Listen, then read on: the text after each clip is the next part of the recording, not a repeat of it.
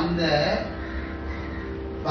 அந்த பக்தர் இருக்கார் இல்லையா, அவருடைய பெருமையும் இந்த உலகத்துல இருக்கிற உயிர்களுக்கு எல்லாருக்கும் தெரியணும். இந்த பக்தர் சும்மா அப்படி அன்னோட்டிஸ்டா போயிட மாட்டார். குருநாதர் தேடிட்டு வர்ற பக்தர் இருக்கார் இல்லையா, அவர் அன்னோட்டிஸ்டா போயிட மாட்டார்.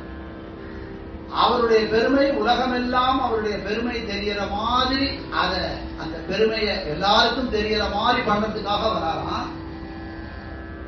சத்திய வாக்கை கொடுத்தரும் சுத்த உரையால் அப்படின்னா ரொம்ப நிர்மலமான பேச்சு உடையவரா இருப்பார். அப்படி பேச்சு உடைய பலகாலம் பக்தி பண்ண பக்தருக்கு அவர் என்ன சொன்னாரோ அது நடக்கும். ஏன்னா அவர் அப்படி சுவாமியை பிரார்த்தனை பண்ணியிருக்கார். குருநாதர் அந்த மாதிரி அனுகிரகம் பண்ணார். சத்திய வாக்கை கொடுத்தருவி சோதனைகளையும் பல சோதனைகளையும் கொடுக்கிறார். அந்த சோதனையெல்லாம் தாண்டித்தான் அவன் பக்தி பண்ணி வர.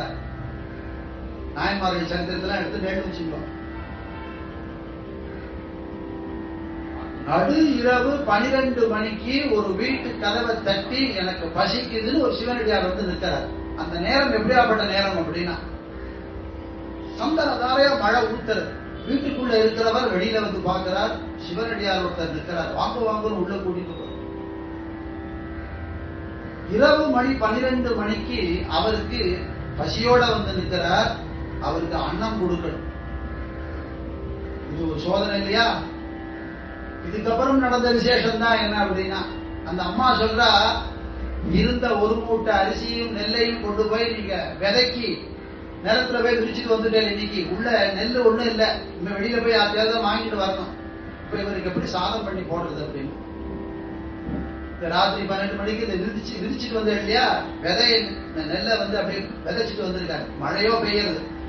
அந்த நெல்லை நீங்க எடுத்துட்டு வாங்குறான். இவர் ஒரு கூடையை எடுத்துட்டு நிலத்துடைய வரப்புல அப்படி நடந்து போறார். மழையோ ஊத்துது.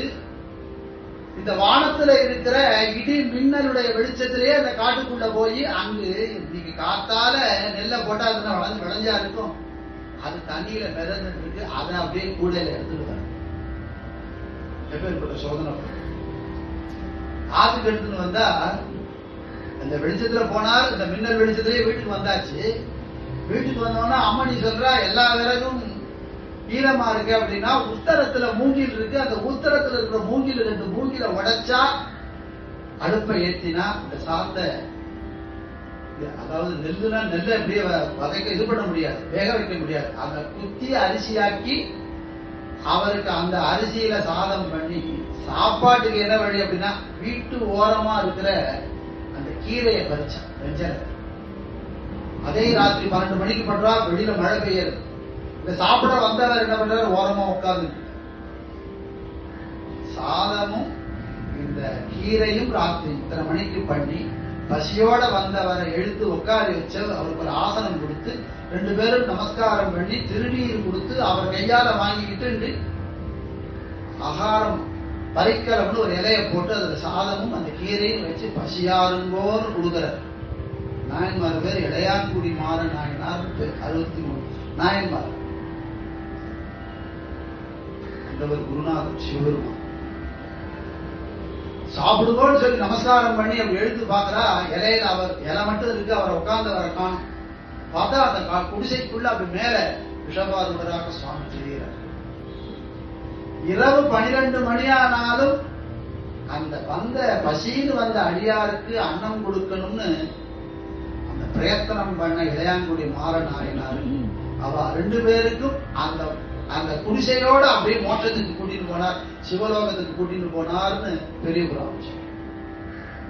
அப்படி எத்தனை சோதனைகள் வந்தாலும் அந்த சோதனையிலையும் என்னுடைய கடமையை நான் சீராக செய்வேன். அந்த சிவனடியார்களுக்கு பசிக்கு சாதம் போடுவேன் அப்படின்னு பண்றவருடைய வீட்டுக்குள்ள உரிமையோட பரமேஸ்வரன் அனுகிரகம் பண்ணார் அப்படிங்கிறது பெரிய புராணம்.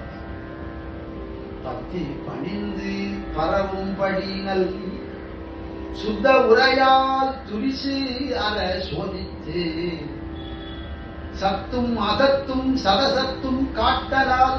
சத்து அசத்து சதசத்து அப்படின்னா என்ன அப்படின்னு, சத்து அப்படிங்கிறது பிரம்மம், மாறாத வஸ்து, மெய்ப்பொருள் அப்படின்னு சொல்றேன் இல்லையா. மெய்யே உன் பொன்னடிகள் கண்டு இன்று வீடுற்றேன். இந்த மெய்ப்பொருள் சத்து. அசத்து அப்படின்னா நம்மளுடைய தேகம், அழியும் தேகம், அதுக்குள்ள இருக்கிற உண்மையான ஆன்மா அப்படிங்கிறது சதசத்து. சத்து, அசத்து, சதசத்து, காட்டலாம். அது என்னங்கிறத உணர்ச்சி. சித்தம் இறையே சிவகுருவாமி. வெளியில ஒண்ணும் இல்ல, ஆத்மா தான் எல்லாம், சித்தம் தான் இறை, அதுவே சிவகுரு அப்படின்னு குருநாதராக வந்து பிரத்யட்சமாக காட்டுறார் சுவாமி.